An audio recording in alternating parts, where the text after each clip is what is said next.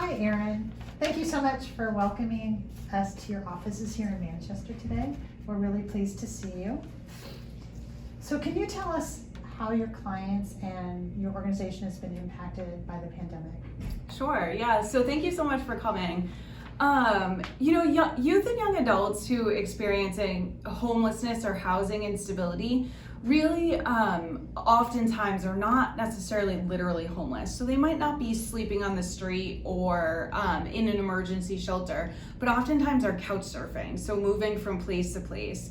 And when the pandemic hit, those couches ran out. For a lot of our young people, they stopped having a couch to go to. You know, previous to the pandemic, somebody would open their door to them and say, you can stay here for a week, and then they would go stay somewhere else.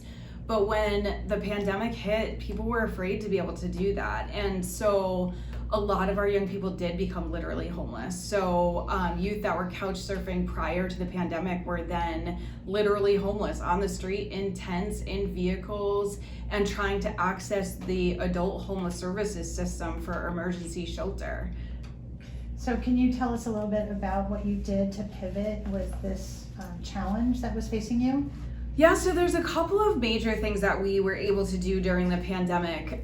One of those was that we got some emergency funding to be able to take some of those young people off the street and put them into hotels throughout the beginning of the pandemic until we could find a more stable place that they could transition to, because time on the streets just has so many negative repercussions that we really want to limit young people spending any time in literal homelessness.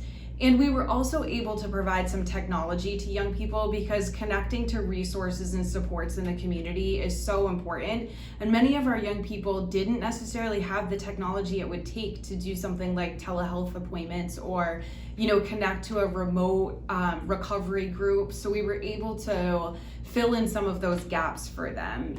They previously connected to things like free Wi-Fi and a 24-hour fast food restaurant, but those things weren't available. So we had to try to fill those gaps, and we were able to do that through, again, some great emergency funding sources throughout the pandemic. That's wonderful. And talking about filling in some gaps and providing services for your youth, can you tell us a little bit about the Rochester Drop-In Center? Yeah, so we're going to be starting a youth resource center drop-in in Rochester to meet the needs of the young people in basically the Tri-City community, but it will be available to everybody on the Seacoast who, as young as 12 and up to their 23rd birthday, who are experiencing homelessness, housing instability, or at risk of those things. And the reason why we want to start a drop-in is because it really provides a safe space for young people of all ages at all different kinds of homelessness to be able to get their basic needs met, but also to be able to connect with case managers, build trusting relationships with staff, and really try to make some decisions that will help them get to a place of self-sufficiency and be able to be a contributing member of the community. We as the Giving Circle are very pleased to be supporting your efforts. Thank you for what you do for our Seacoast youth, and it was wonderful talking to you today.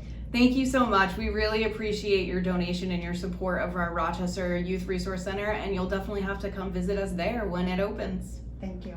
Thank you.